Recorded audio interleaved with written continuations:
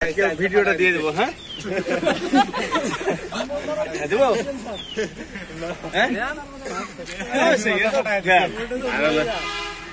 আচ্ছা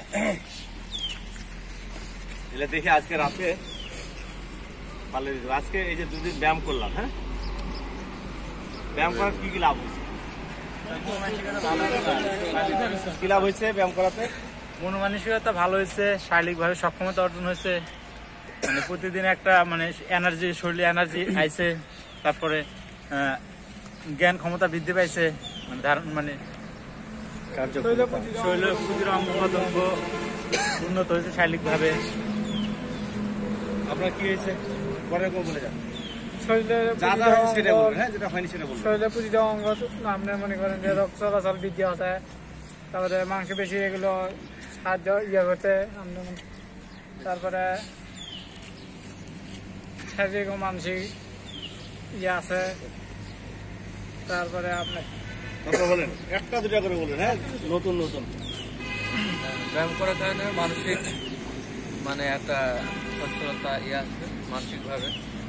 শরীরের প্রত্যঙ্গগুলো নড়াচড়া, রক্তর মানে ব্লাড সার্কুলেশন বৃদ্ধি পাওয়া। সকালবেলা ব্যায়াম করার কারণে আমার শরীরটা ফ্রি লাগতেছে এবং শরীরটা অনেক ভালো লাগতেছে।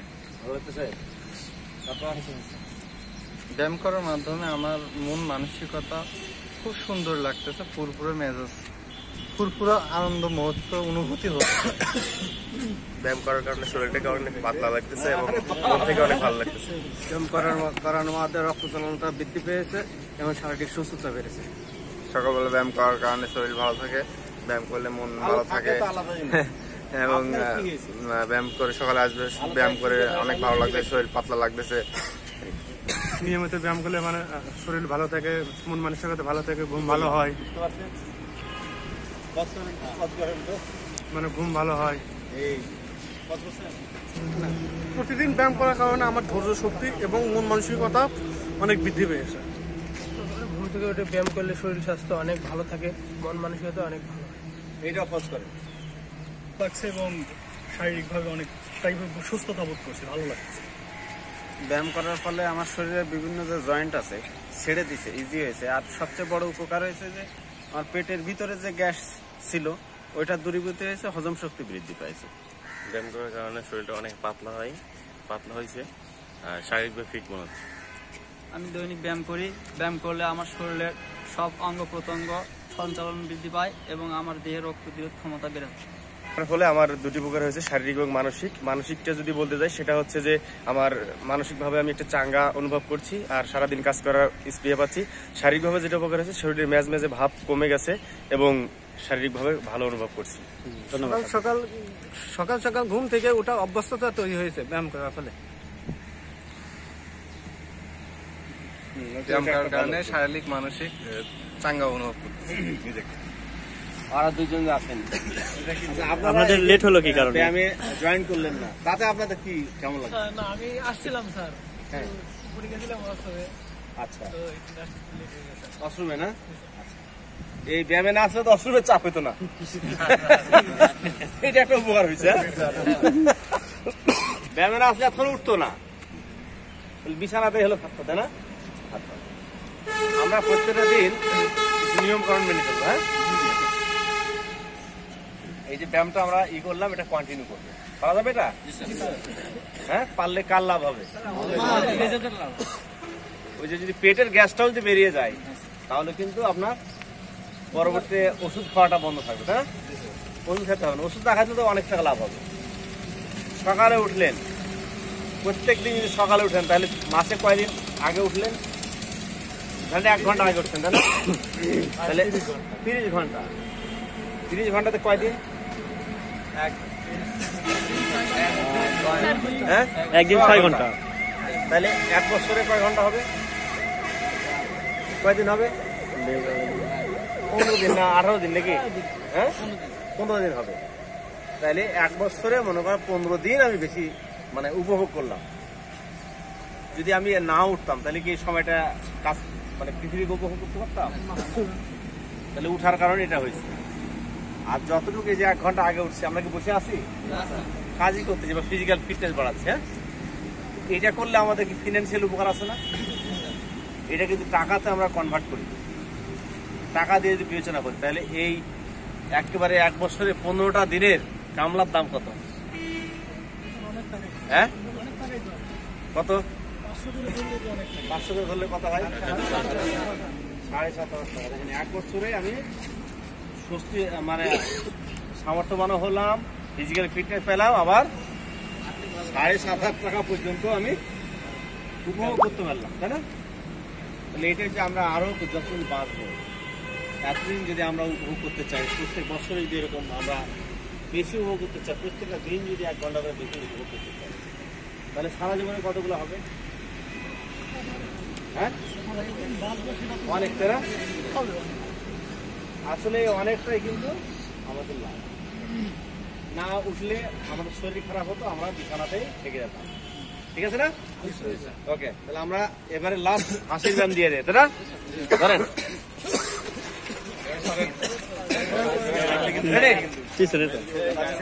রেডি? 1 2 3 4 5 6 7 8 9 10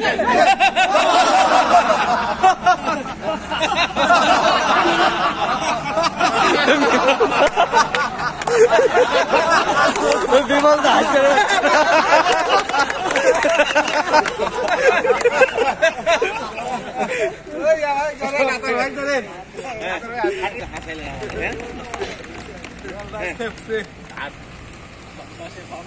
okay ready?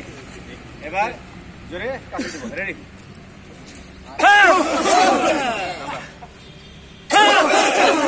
আবার আবার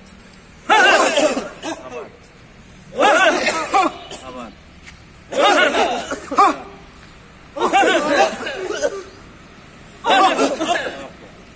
সবাই ভালো থাকেন, যোগায়েন। সকালে যদি না আসতাম তাহলে কি মজাটা হইতো? আসতেন? এই যে এতগুলো লোকের সাথে দেখা হইতো না স্যার?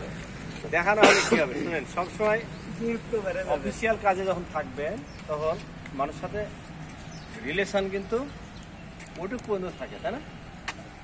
পরিচিতটা কম হওয়া যায়। হ্যাঁ, আর একটু অফিসিয়াল পার্সোনাল যদি হলো ই করতে পারেন তাহলেই একমাত্র আমরা নিজেদেরকে বেশি পরিচিত হতে পারবো। আর পৃথিবীতে সেই মানুষ তত বেশি হলো মানে বেঁচে থাকবে বা মানুষের সাথে কমিউনিকেশন রাখতে পারবে, সেই মানুষ বেশি হলো ধনী মানুষ। পৃথিবীতে যাকে যত মানুষের সাথে রিলেশন থাকবে, যে বেশি রিলেশন করতে পারবে সেই বেশি ধনী মানুষ। জানেন নি কেটা?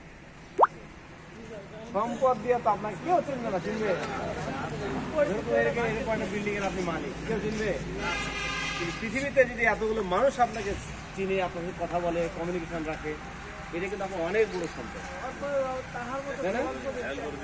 ওর মতো আছে, এই জন্য মানুষের সাথে রিলেশন রাখতে হবে। স্যার বিমল দাদা কিন্তু শীত লাগছে নাকি? ঠিক আছে না, এই এমনি ঘেমে গেছে।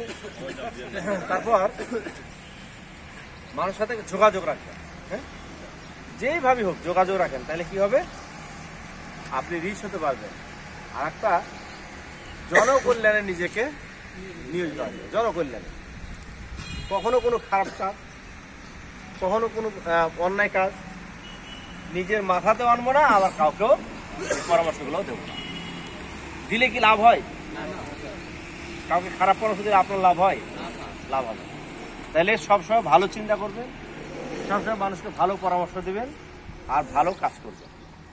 প্রত্যেকটা দিন রাতে শোয়ার আগ দিয়ে বা শুয়েই চিন্তা করবেন যে আজকে সারাদিনে কি কি খারাপ কাজ করছি।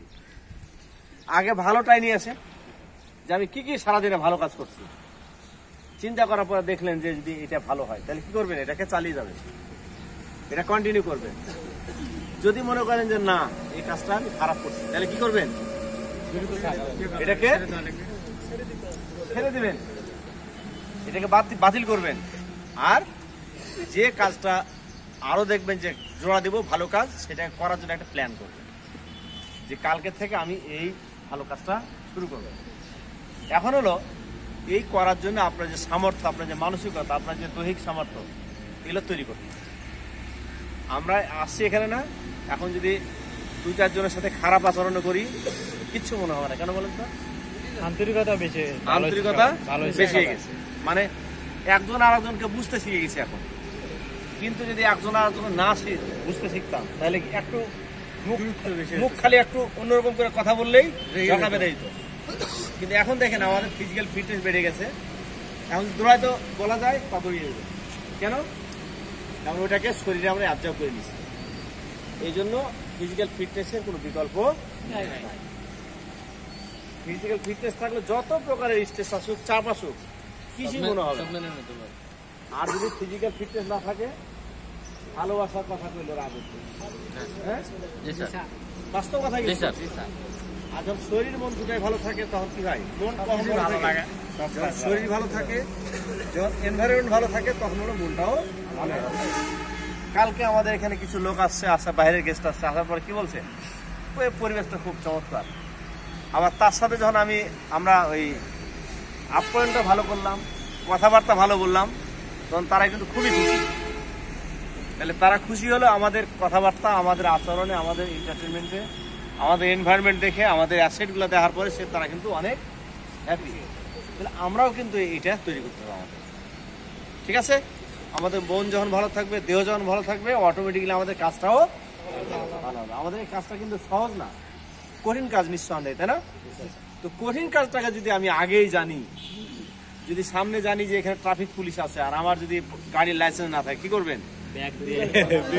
আগে প্রিপারেশন নেবেন না, আগে প্রিপারেশন নেবেন। তো আমি যেহেতু জেনেই গেছি কাজটা হলো কি একটু কঠিন, তাহলে আমাকে সেভাবে কি প্রিপারেশন রাখবো না, প্রস্তুতি নেবো না? যদি প্রস্তুতি নেই, দেখবেন সমস্ত কাজগুলাই সহজ। আর যদি হঠাৎ করে আসতো তাহলে কি হতো? ভাই আমি হতভম্ব হয়ে যেতাম, আমি বিপদে পড়ে যেতাম, আমি ক্ষতিগ্রস্ত হতাম, তাই না?